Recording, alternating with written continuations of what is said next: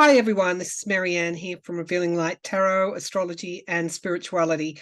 How are you wherever you are in the world when you're watching? A huge shout out to you. I wanted to look at the astrology of the Middle East and also the astrology of Netanyahu. Before I start, I would caution against anyone that is wanting to attack or in any way bring me down. It's just not going to work. You'll be blocked. I also want to acknowledge the vast majority of my viewers who are, often they'll just say one word, whether they agree or disagree, they'll just say thank you. And there's grace and kindness and compassion in their comments, and which is what I look for.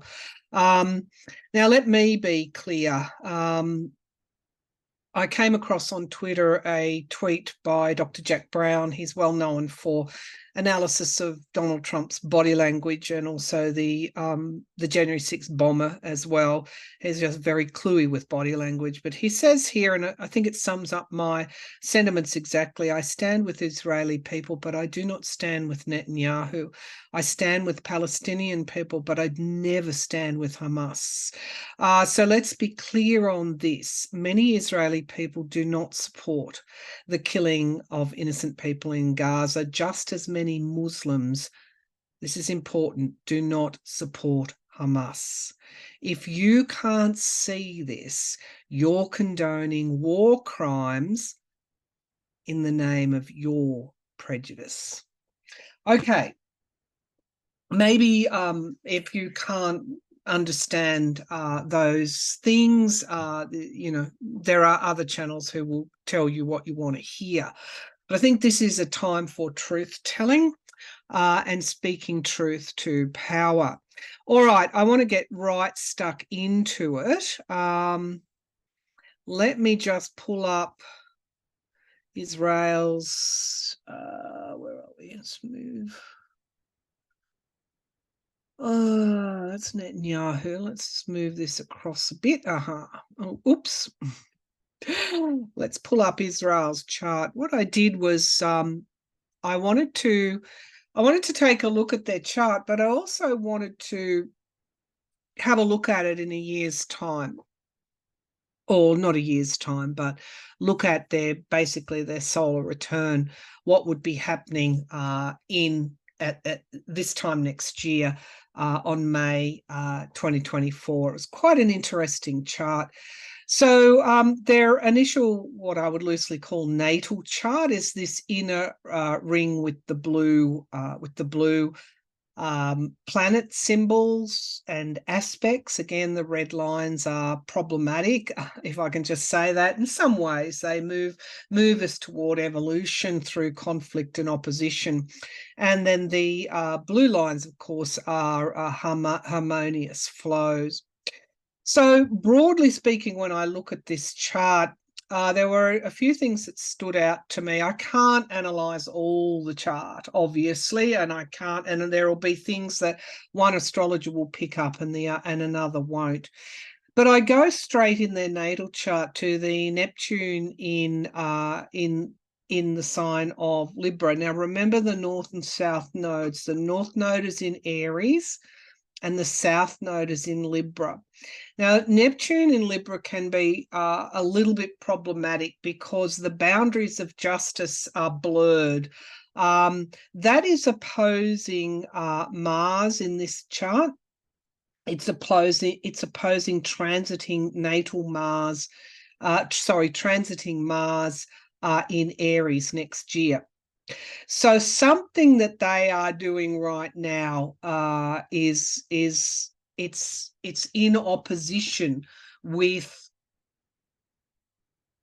I guess the full scope or the higher octave, if you want to put it that way, of Libra and justice.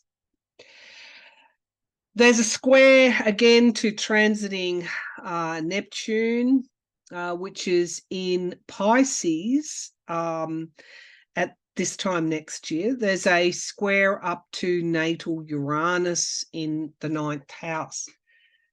So again,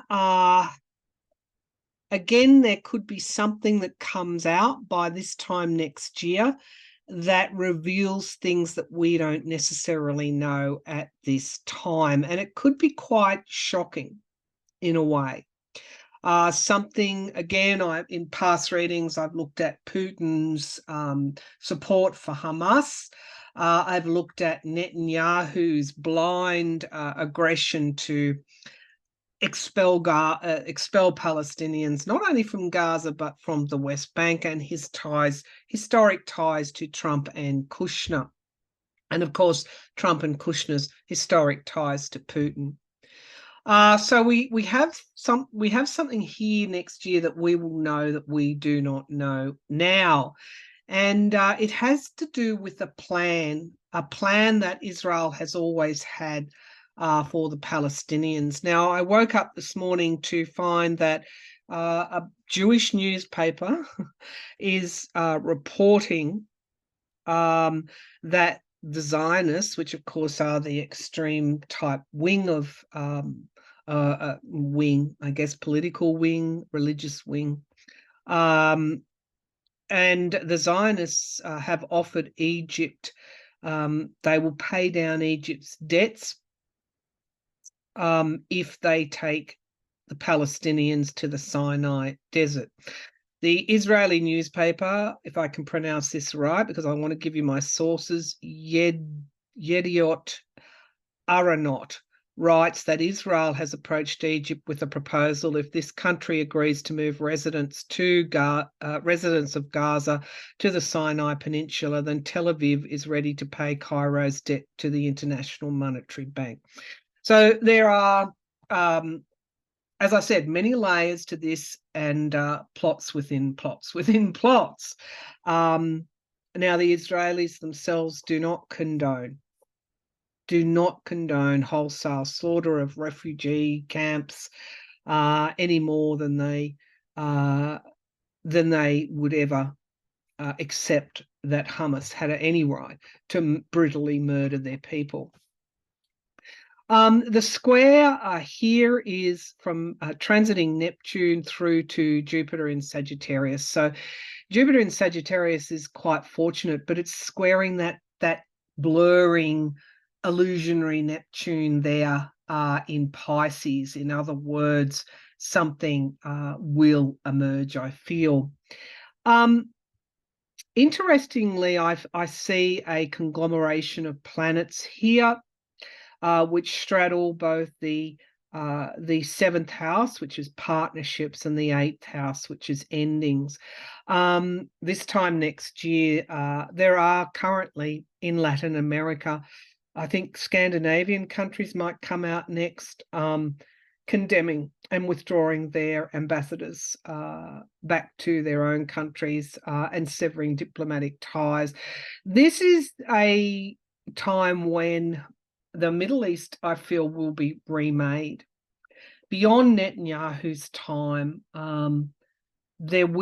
it has never been the right time, perhaps, for a two-state solution in the past.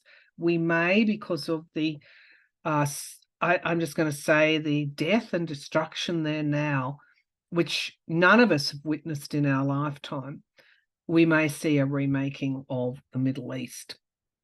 It was their north node in their natal chart is around the land, and it is around gaining partnerships and relationships to establishing and progress a state of Israel. But they cannot rely on those partnerships if there is hidden and nefarious motives for what they're doing. I think this, and of course there are squares from this north node and their natal sun, and all these planets here, Jupiter, Uranus in the mix, Venus, all squaring Mars in their natal Mars in Virgo and their Saturn in Leo.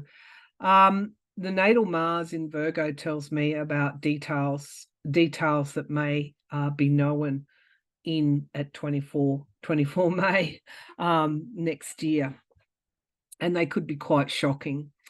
The other point I want to make on this chart is their transiting moon is sitting atop the moon, Pluto. The moon, Pluto, and Saturn all conjunct in Leo, very much about the expression of Israel and how important that is. But the moon can speak of turbulence, and the moon can speak of things that are hidden. And there is a direct square. And this is why I think that things will emerge by this time next year that will probably take us by surprise. This moon is opposite transiting Pluto in Aquarius, in the 4th house. So there will be, as much as what will be revealed around what has happened. Why didn't these hard questions? Why didn't Netanyahu stop Hamas? Why has he been propping Hamas up at the expense of the PLO in the West Bank? Why didn't he do something to stop this? All of these questions will be answered because the collective will demand it. This is about a global demand for the truth. So nothing is as it seems at this time, and we have to work hard to perceive the truth. Now, I just quickly want to look at Netanyahu's chart before we move to some card pulling. So what I did was I drew up his natal chart, and then I looked at his what's going to be happening for Netanyahu this time next year. The natal chart is very revealing. He has Jupiter in Capricorn in the 2nd house. Now, I know he's on fraud and corruption, financial type of corruption charges.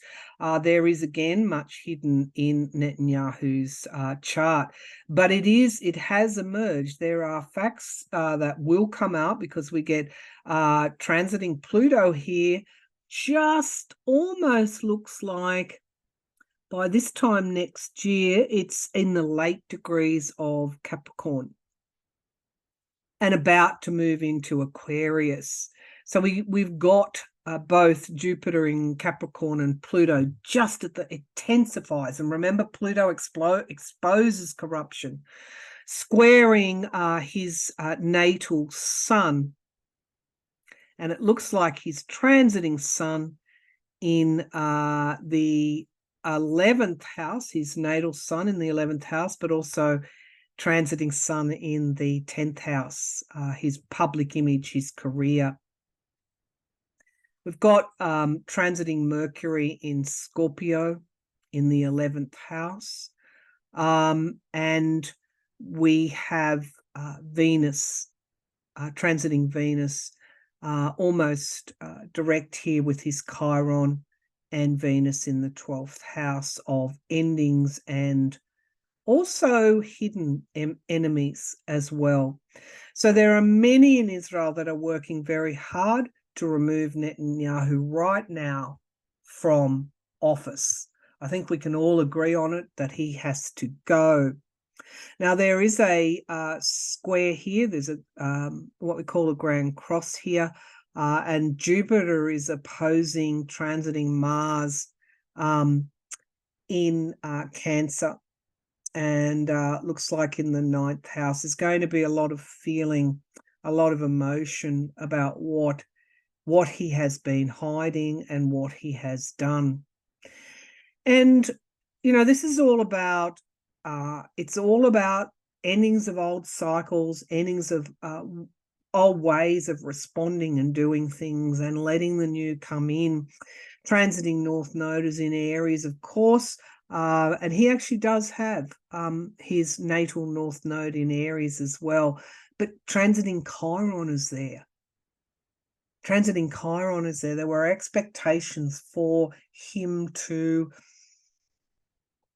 pressure and expectations on him to respond in a a competent way and to abide by the international humanitarian laws of war.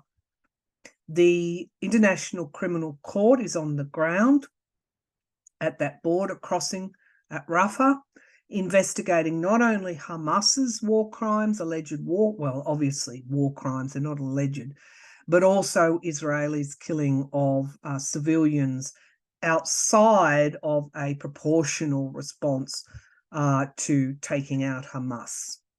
So if there's war crimes proven there, it will be based on the bombing, wholesale bombing of refugee camps in order to get to a Hamas leader. International law would say your response has to be in proportion to I guess, the threat.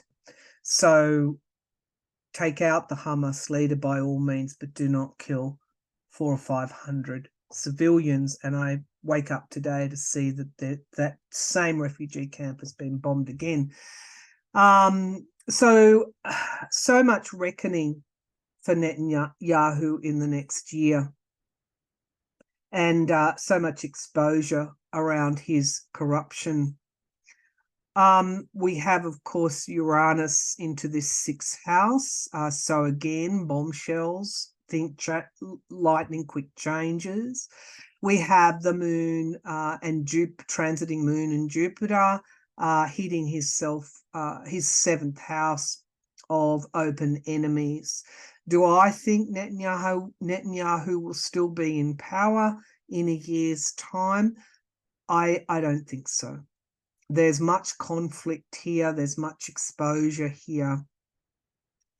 And this transiting Mars, which is opposing natal Jupiter in Capricorn, is in the 8th house of endings and beginnings in Cancer. So much feeling will be generated this time next year by the Israelis and also by the world against this person. So let's come back here and pull some cards. I was so glad to see the back end of October. So glad. And let's pull some cards, please, here.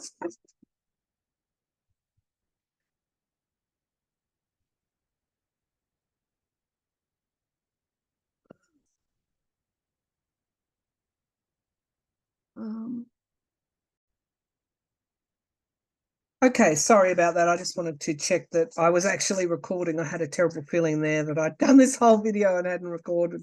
Okay, I'm pulling on some oracle cards to begin with. What do we need to know about ceasefire, peace, about bringing Hamas to justice, about the way that the world is responding? And in America, for my American viewers, the Democratic Party itself is under strain and division about how America might be responding. The Republican Party is playing ridiculous games with support for both Israel and monetary support for both Israel and Ukraine. And I feel there's tremendous pressure on President Biden. He is trying to hold back Netanyahu.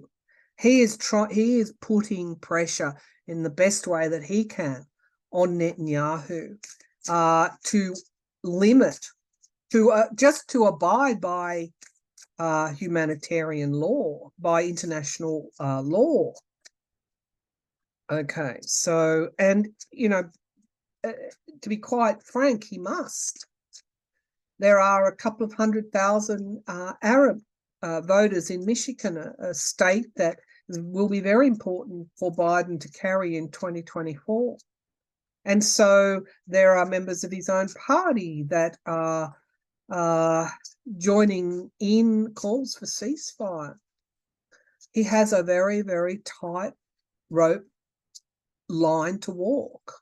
If he's not strong on terrorism, what does that say? And in another year, if the terrorists aren't held account, does that mean that America is attacked again? All of these considerations, and I urge you to take a higher view of this. I don't want to hear that, oh, look what the Americans did after Pearl Harbor. It was justified. What happened in Nagasaki and Hiroshima, justified. That was war. Have we not moved on from that kind of wholesale destruction? All right. Show me, is peace possible? Is ceasefire possible in Gaza? Maryann, the hunt. Okay, so it's not going to stop until Hamas is basically hunted down and held accountable. Aquila, power. Who has the power in all of this? Well, people say, well, why doesn't Hamas surrender if you're calling for ceasefire? Hamas are terrorists. They're not going to surrender. Israel is a democratic state. Well, some would argue that it's tending toward authoritarianism under Netanyahu. But who has the power here? America has the power. America has the power. And I do believe that things will get worse before they will get better.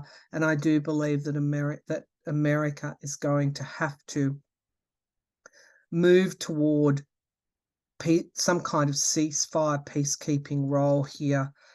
We have creation. This is, as I said, going to remake the Middle East as we know it.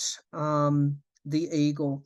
I don't think that I was very pleased to read here a statement by Blinken, and you can look it up. It appeared in The Guardian. They are now acknowledging the need for peacekeeping force in Gaza. They are proposing initially, they're thinking, it's early days yet, but they're thinking about US, Europe. I guess Australia will be drawn into some kind of international peacekeeping force. However, they're also considering a UN peacekeeping force. And if you look at my readings, you will see that is what I predict will occur. They have acknowledged that under no circumstances would Israel ever control Gaza post this. So that should give you confidence. There's creation here and awe. I do actually feel, and guardianship, that once these peacekeeping forces are brought in here, that something new will be birthed. So I do have hope. At the base of the pack, we have signal and change. We know that that is occurring, and commitment, global commitment here is going to be needed. All right. For my US viewers, I'm going to ask about, there's so much happening in the US that is to be followed, and my next readings will touch upon that. The Trump offspring are giving evidence today. They're basically throwing their accountants and Alan Weisselberg under the bus. We have Trump. I talked about his cognitive decline, and he is just sometimes forgetting where he is. We have the new Speaker of the House proposing the most ridiculous plan that I think I've ever heard. They're concerned about the $1 trillion debt that Trump racked up. So what are they going to do? They're saying, well, we will give Israel some aid if we have cuts to the IRS agencies. So basically what the IRS does is collect revenue for the government. What did I say? Batshite crazy? All right. So I will read on those things. Also, Ukraine. I did talk about funding for Israel and Ukraine would be very difficult to get through this house.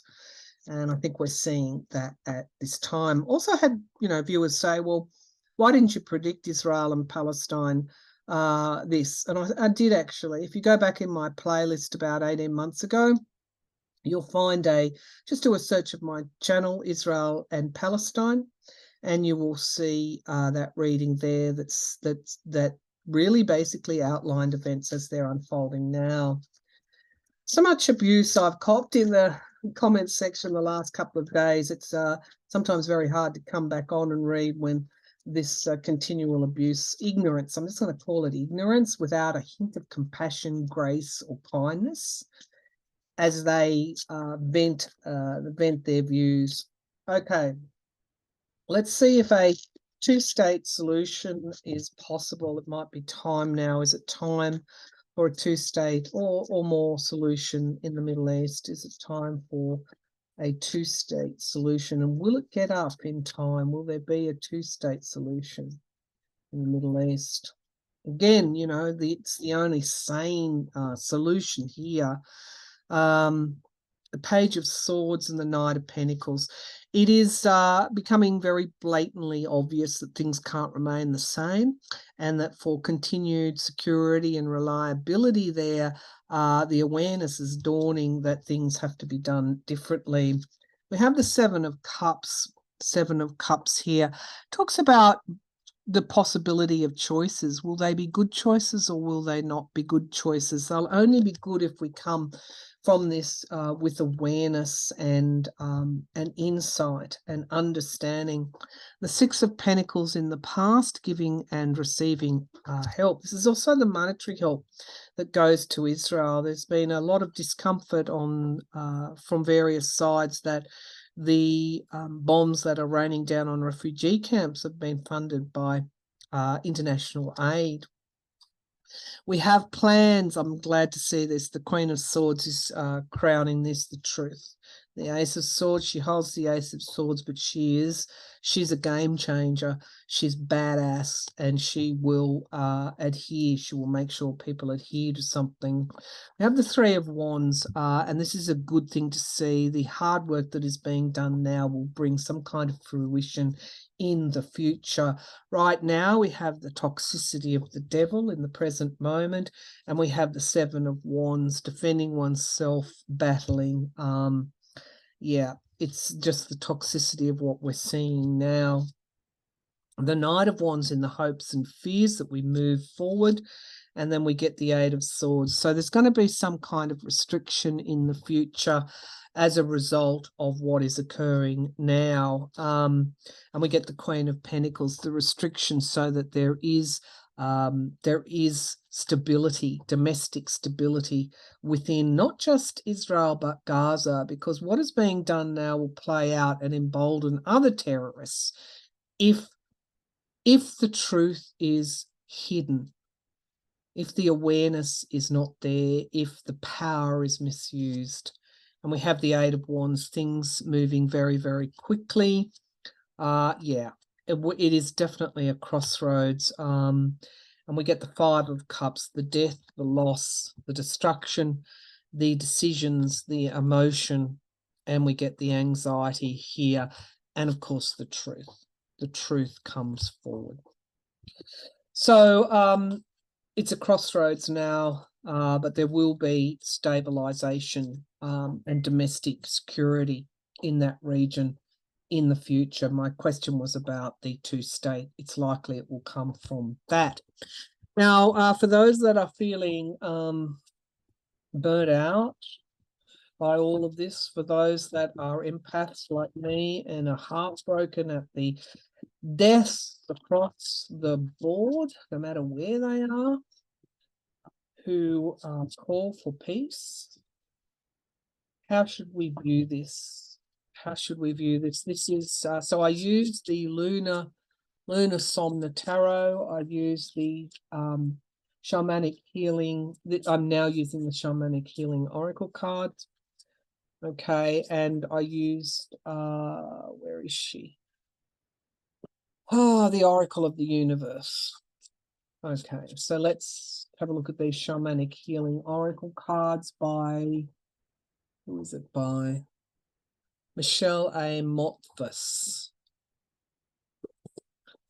What is the best counsel for all of us at this time?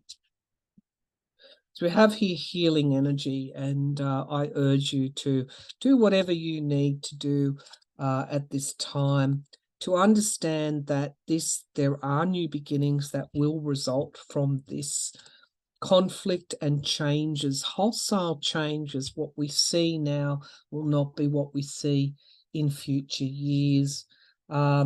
And be kind, self-love, be kind to yourself and be kind to others. Okay, at the base of the pack is integration. It's always about integrating change. And unfortunately, so much sacrifice, bloodshed, death at this time. Prayers, please, for the hostages. Prayers, please, for the Palestinians, the innocent Palestinians. Prayers for world leaders that they will respond correctly. That's it for me. Bye for now.